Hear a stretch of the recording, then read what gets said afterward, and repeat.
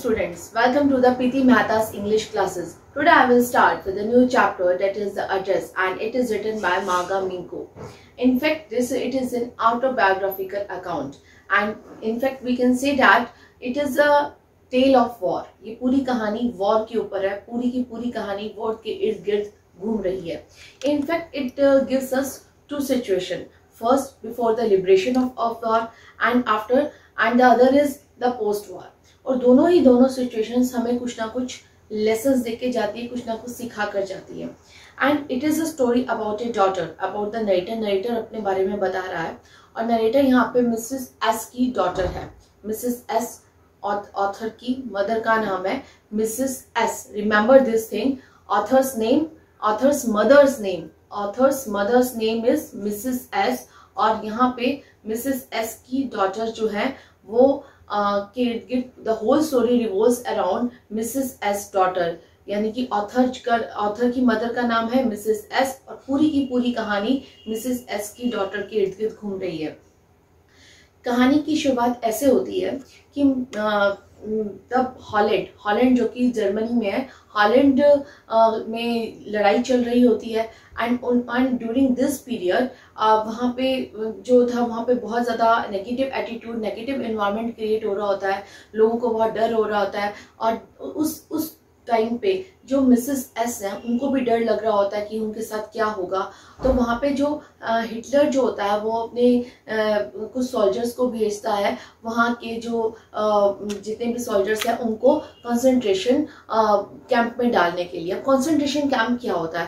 Concentration camp वहाँ आता है जहाँ पे जो दूसरे देश के जो सोल्जर्स होते हैं या जो उनके सिटीजन्स होते हैं, वहाँ के जो लोग होते हैं जो हार जाते हैं, वहाँ पे उन लोगों को बंदी बनाकर उनके साथ क्रूअल बिहेवियर किया जाता है. उनको मारा जाता है, उनको पीटा जाता है, उनके साथ जानवरों से भी बदतर व्यवहार किया जाता है.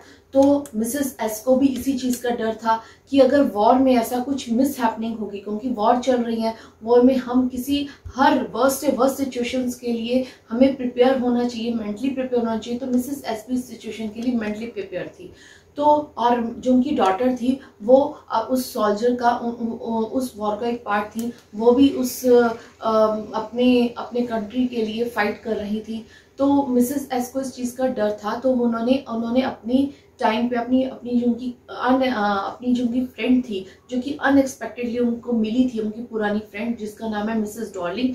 तो उनको अपनी बहुत ज़रूरी कीमती चीज़ें थी, अपनी बेटी की, अपनी घर की ज़रूरी कीमती चीज़ें थी, बहुत कीमती, वो अपनी फ्रेंड को कुछ संभालने के लिए दे दी कि तुम जब तक हम कंसंट्रेशन वॉर्स के बाद कुछ भी हमारे साथ मिस हैपनिंग हो सकती है, अगर हम आ गए तो हमें तुम वो रिटर्न कर देना. उसने अपनी फ्रेंड के ऊपर बिलीव कर लिया. तो जब मिसेस जो एस की डॉटर अपने घर पे विजिट करने आती थी ड्यूरिंग द वॉर, तो वो नोटिस करती थी कि उसके घर में से कुछ चीज़ मिसिंग है. तो उसने एक बार तो इग्नोर किया, सेकेंड टाइम फिर वो आई, फिर उसने अपनी मदर को बोला कि मुझे घर में कुछ ना कुछ चीज़ें मिसिंग लग रही हैं. ये मिसेस एस ने नोटिस कर लिया था कि उसकी बेटी ने जल्दी ही नोटिस कर लिया है कि घर की चीज़ें जो है वो मिसिंग हो रही हैं. तो उसने मिसेस एस ने अपनी डॉटर से ही कहा कि मैं अपनी ये चीज़ें जो हैं वो अपनी फ्रेंड को देती हूँ संभाल के रखने के लिए, कि जब वॉर, आफ्टर द वॉर, जब सब कुछ सही हो जाएगा, सब कुछ लाइफ जो है वो नॉर्मल लीड करने लगेगी, तब हम उससे वापस ले लेंगे, संभाल के रखने के लिए दे रही हूँ. At a third time when she visited again in her home, जब वो दोबारा विजिटेड होती है अपने घर में, तो वो क्या देखती है? मिसेस डॉर्लिंग को देखती है जिसकी जो बैग है वो चोरी है और जिसने अपने बैग में बहुत बड़ा सूटकेस उठा रखा है और उस सूट और बहुत बड़ा बैग उठा रखा है और उसमें से क्रॉकरी की आवाज़ आ रही है, क्रॉकरी ले रखी है उसने. तो जब वो उस टाइम पे मिसेस एस अपनी डॉटर से अपनी फ्रेंड को इंट्रोड्यूस कराती और तब उनको ये बताती हैं कि उनका घर जो है वो मार्कोनी स्ट्रीट में है, Marconi street number 46. And then she ignored it कि मेरी मदर ने अपनी फ्रेंड को हमारे घर की बिलोंगिंग्स संभाल के रखने के लिए दी हैं. तो she had also great faith on in her mother कि मेरी मदर ने कुछ सोच के ही अपनी फ्रेंड को दिया होगा. और उसकी मदर अपनी फ्रेंड के ऊपर बहुत ट्रस्ट करती थी, बहुत करती कि मेरी जो फ्रेंड है मुझे कभी बेट्रेट नहीं होएगी, कभी मुझे धोखा नहीं देगी, हमेशा मेरे साथ लॉयल रहेगी। तो उन्होंने भी अपने घर की कीमती चीज़ें जो है वो दी। अब आप देखा करो ना कि लोग जो है वो अपने घर की एक मेहनत करते करते अपनी चीज़ें कितनी बनाते हैं। तो सिल्वर कटलेट्स थे, सिल्वर स्पून्स थे, फॉक्स थे, बहुत सारी कीमती चीज़ें थी जिनसे उनको बहुत ज़्यादा लगाव था। वो मिसेस डॉर्लिंग को मिसेस एस ने दी थी, यानी कि ऑथर की मदर ने दी थी संभाल के रखने के लिए। देन अब उसकी फैमिली ड्यूरिंग द वॉर, उसकी फैमिली और वो ऑथर जो है वो बहुत स्ट्रगल करते हैं, बहुत ही मुश्किल सर्वाइव करते हैं, क्योंकि उनको कॉन्सेंट्रेशन वॉर में डाल दिया जाता है जहां उनके साथ दुर्व्यवहार होता है। और यहाँ दूसरी साइड पे मिसेस डॉर्लिंग ये सोच रही होती हैं कि अब वो वापस नहीं आएंगे, क्योंकि कंसंट्रेशन कैंप से वापस आना सच में बहुत मुश्किल है। और हिटलर तो आपने नाम सुना होगा, हिटलर जो था वो वैसे ही बहुत क्रूअल किंग था, क्रूअल राजा था, क्रूअल लीडर था। तो उसके डायरेक्शन में से वापस आना तो बहुत मुश्किल होगा। लेकिन मिसेस एस की डॉटर यानी कि ऑथर जो थी वो कंसंट्रेशन कैंप से वापस आई। अब जब वो वापस आई, अपने घर आई, तो घर में अब उसकी मदर जो थी वो नहीं थी, क्योंकि उसकी मदर मर चुकी थी। और उसके घर अब उसको अपनी मदर की बहुत याद आ रही थी। अब उसकी मदर को याद आ रही थी और मदर से जुड़ी हुई चीज़ों को वो मिस कर रही थी। लेकिन and at the same time she record, उसको याद आया कि उसकी मदर ने कहा था कि वो सब चीज़ें उसने अपनी फ्रेंड को संभाल के रखने के लिए दी हैं, और उसने एड्रेस बताया था मार्कोनी स्ट्रीट नंबर 46।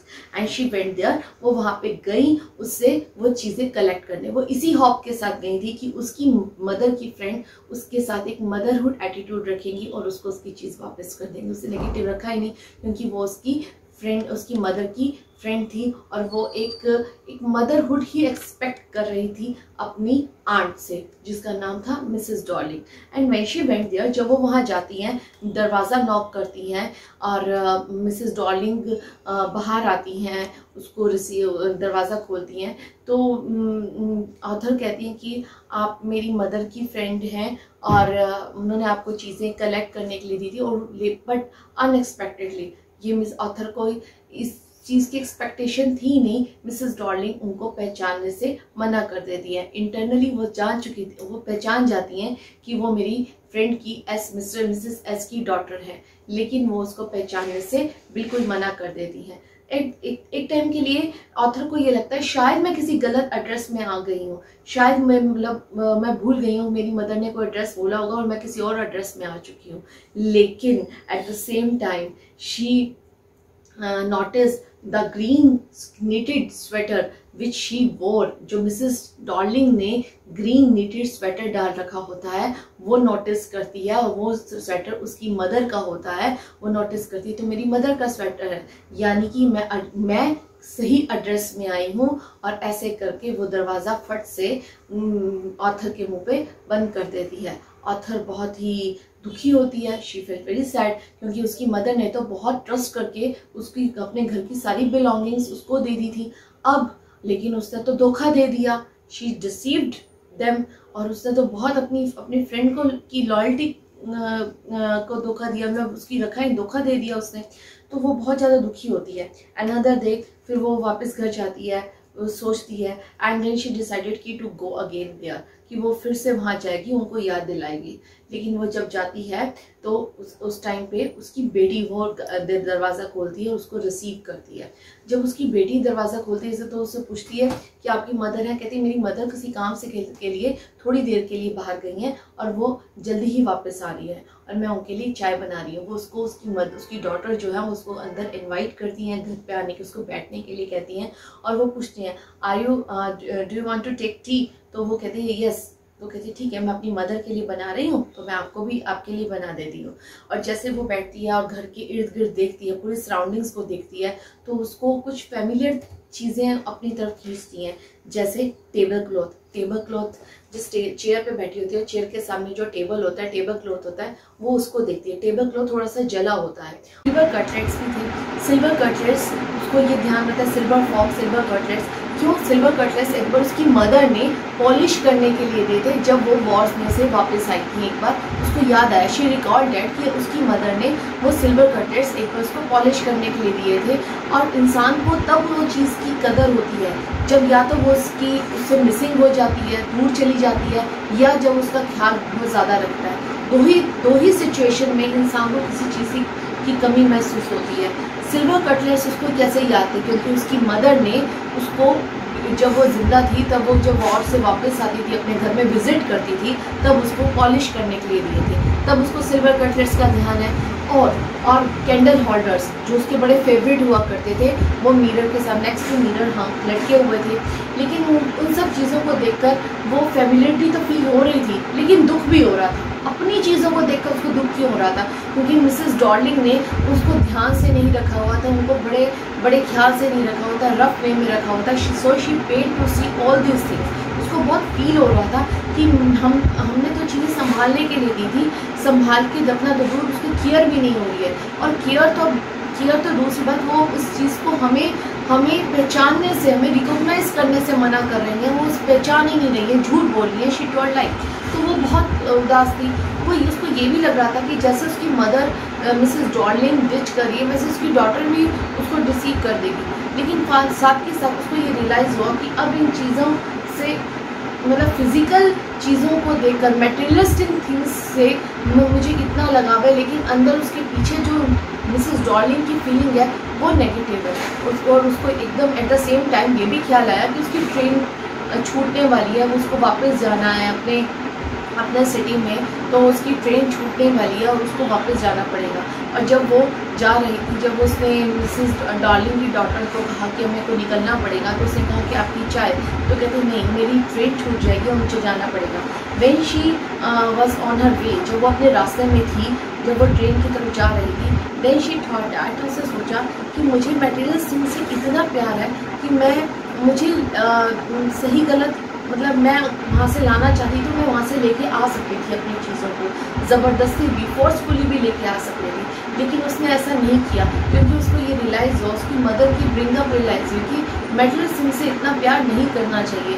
लेकिन उसको मिसेस डॉर्लिंग की अंदर की फीलिंग्स जो थी उसका भी पता चला कि she was not a genuine lady, कि वो एक जेन्युइन लेडी नहीं है। तो वो और साथ में ऑप्टिमिस्टिक एटीट्यूड भी रखा कि वॉर के बाद मेरी मदर की जो यादें हैं वो मेरी अपनी है, ना कि उन चीज़ों के ऊपर मेरी मदर की यादें में मेरा प्यार जो अपनी मदर के प्रति है, या मेरी मदर का जो प्यार मेरे प्रति था, या मेरे मन में जो अपने मदर के प्रति प्यार है, वो इन चीज़ों के ऊपर डिपेंड है। वो चीज़ें होंगी तो मैं अपनी मदर को बहुत अच्छे ढंग से मिस कर सकती हूँ, वो चीज़ें नहीं होंगी तो मैं अपनी मदर से मिस नहीं कर सकती। वो चीज़ें तो कुछ टाइम के लिए है ना, मेडिसिन हो सकता है कि वो चीज़ें उसके पास रहे, तब कहीं खो जाए, टूट जाए, ख़राब हो जाए, तो लॉन्ग लास्टिंग तो नहीं है। लेकिन जो उसकी माँ के प्रति प्यार था, जो माँ का उसके प्रति प्यार था, जो ब्लेसिंग्स थी माँ की, माँ बाप के मरने के बाद भी जो अपने बच्चों के प्रति आशीर्वाद, जो ब्लेसिंग्स रहती हैं, वो तो इन्फिनिटी होता है ना, उसका तो वो तो एटर्नल होता है, उसका तो कोई अंत ही नहीं है। तो वो अपने साथ लेके गई। तो इस पूरी कहानी में अगर आपको थीम दिख रहा है, तो एक तो दो थीम दिख रहे हैं। एक, ड्यूरिंग द वॉर टाइम उन्होंने कितने स्ट्रगल फेस किया, उन्होंने कितना स्ट्रगल फेस किया, कितना नेगेटिव एटीट्यूड फेस किया, कितने नेगेटिव सराउंडिंग में रहे। उस नेगेटिव सराउंडिंग में उन्होंने अपनी फ्रेंड के ऊपर कितना लॉयल फेथ किया, मतलब अपनी एक पॉजिटिव एटीट्यूड था कि जब हम यहाँ से बाहर निकलेंगे तब हम अपनी बिलोंगिंग्स को ले लेंगे। लेकिन जब आफ्टर द वॉर, जब उनको वो बिलोंगिंग्स नहीं मिली, जब वो लेने गई, उनको वो धोखा मिला, वो नेगेटिव एटीट्यूड फिर से मिला, फिर उन्होंने अपना पॉजिटिव एटीट्यूड नहीं छोड़ा। उस पॉजिटिव एटीट्यूड के साथ उन्होंने अपनी लाइफ के आगे मूव ऑन किया। तो मिसेस डॉर्लिंग की, मिसेस एस की जो डॉटर थी, ऑथर थी, उसने यही डिसाइड किया कि मुझे अपनी लाइफ में मूव ऑन करना है, क्योंकि मेरी मदर की जो ब्लेसिंग्स है वो तो मेरे साथ हमेशा रहेंगी। जो मेरे मन में अपनी माँ के प्रति प्यार है वो एटर्नल है, और उनकी ब्लेसिंग्स भी एटर्नल है, और वही आगे ले जाकर मुझे लाइफ में सक्सेस देंगी, पीस देंगी, हार्मनी देंगी, ब्रदरहुड देंगी, और बहुत ही पॉजिटिव एटीट्यूड देंगी। तो उसने वो चीज़ों को, अपनी पुरानी लाइफ को, उस पुरानी बिलोंगिंग से जितनी भी जुड़ी यादें थी, वो वहीं छोड़कर अपनी लाइफ को मूव ऑन किया। तो हमें भी अपनी लाइफ को हमें भी अपने जो रिलेशंस है वो किसी के ऊपर डिपेंडेंट नहीं होना चाहिए, अनकंडीशनल लव करना चाहिए। अनकंडीशनल लव हमेशा हमें कुछ ना कुछ देकर जाता है और सबसे बड़ी बात हमें शांति देता है। तो हमें अपनी लाइफ में भी सबसे अनकंडीशनल लव करना चाहिए।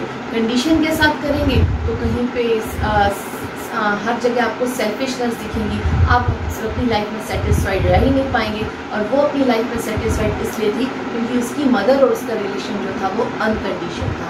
तो मुझे लगता है कि ये आपको स्टोरी बहुत अच्छी तरह समझ में आई होगी और इंटरेस्टिंग भी रहेगी, क्योंकि एक ऑटोबायोग्राफी अकाउंट था और आपको लेसन भी बहुत अच्छा मिलेगा अपनी पर्सनल लाइफ को लीड करने के लिए। तो हम नेक्स्ट वीडियो में इसके क्वेश्चंस कर लेंगे। तब तक के लिए keep learning and have a good day.